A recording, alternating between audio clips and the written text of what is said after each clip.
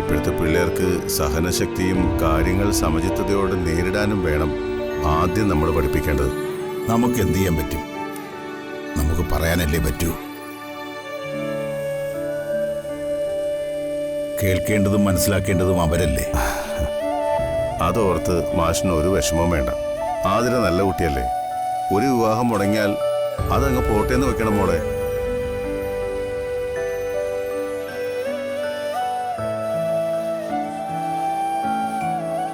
വന്നവനേക്കാൾ നല്ലവനായിരിക്കും ഇനി മോളുടെ ജീവിതത്തിലേക്ക് വരാൻ പോകുന്നത്.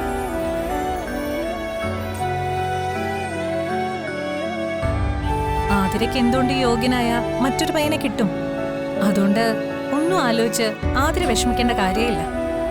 അല്ലെങ്കിലും ഓരോരുത്തർക്ക് ഓരോരുത്തരെന്ന് ഈശ്വരൻ നേരത്തെ പറഞ്ഞു വെച്ചിട്ടുണ്ട്. അതേ നടക്കൂ.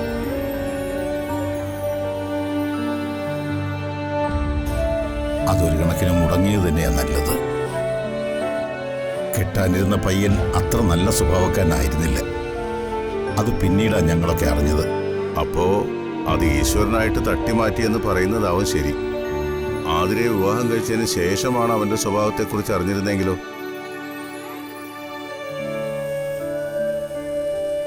താലി കെട്ടി സ്വന്തമാക്കുന്നവരെ ഉള്ളൂ മാഷേ ചിലരുടെ സ്നേഹവും അടുപ്പവും എല്ലാം. താലി കെട്ടിയതിന് ശേഷമാണ് കൂടുതൽ സ്നേഹിക്കേണ്ടതെന്ന് അവർക്കാർക്കും അറിയേയില്ല.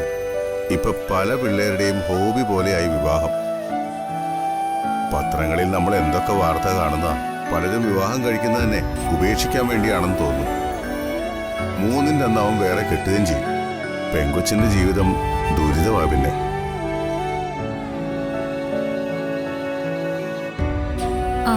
എന്നാ വന്ന കാര്യം? ആ മാഷേ, ഞങ്ങൾ വന്നത് ഇവന്റെ അനഘയുടെയും വിവാഹം ക്ഷണിക്കാനാ.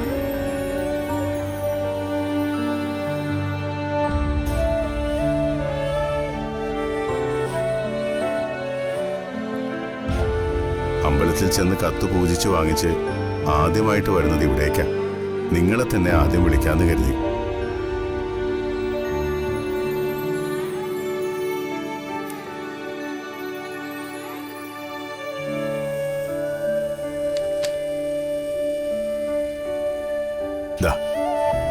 ഈശ്വര, ഒരു തടസ്സവും ഉണ്ടാകാതെ നോക്കണേ. ഇനി പെണ്ണിന്റെ ഭാഗത്തുനിന്ന് ഞാൻ വിളിക്കാം. വ്യാഴാഴ്ചയാണ് വിവാഹം. നിങ്ങൾ എല്ലാവരും ബുധനാഴ്ച രാവിലെ തന്നെ അങ്ങ് വരണം.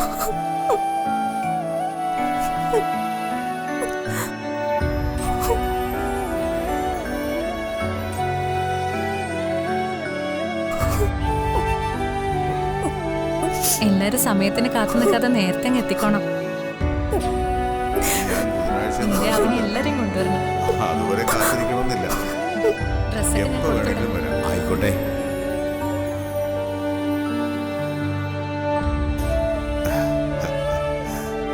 നീ എന്താടാ എങ്ങനെ നിൽക്കുന്നത്?